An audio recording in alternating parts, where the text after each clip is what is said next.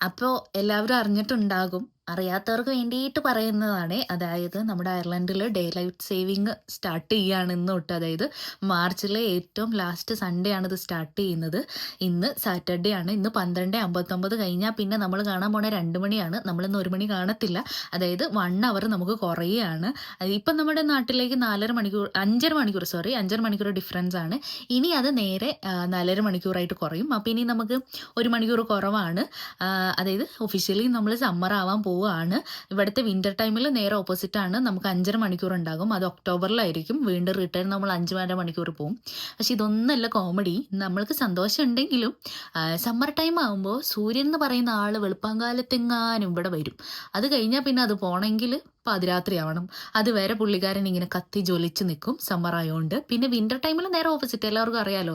അതായത് പുള്ളിക്കാരൻ ഈവനിങ് ആകുമ്പോഴത്തേക്കും ടാറ്റ ബൈ ബൈ പറഞ്ഞിട്ട് സൺസെറ്റും തന്നിട്ട് വീട്ടിലേക്ക് പോകും. രാവിലെ ആണെങ്കിൽ ലേറ്റ് ആയിട്ടായിരിക്കും സണ്ണ് വരിക. ഇതൊക്കെ അങ്ങോട്ടും ഇങ്ങോട്ടും മാറിക്കൊണ്ടിരിക്കുന്നുണ്ട്. പക്ഷെ നമ്മുടെ ഒരു ഹാപ്പിനെസ് എന്ന് പറയുന്നത് നാട്ടിലേക്കിനേക്കാളും 1 അവർ ഡിഫറൻസ് ഇനി ഉണ്ടാവത്തുള്ളൂ. അത് നല്ലൊരു സന്തോഷമാണ്. പക്ഷേ ഉറക്കത്തിനെ കുറച്ച് ബാധിക്കും. കുഴപ്പമില്ല, പോട്ടെ. അപ്പോൾ എല്ലാവർക്കും അടിപൊളി സമ്മർ ആവട്ടെ. എല്ലാവരും ഹാപ്പി ആയിട്ട് ഹെൽത്തി ആയിട്ടിരിക്കുക. ബൈ.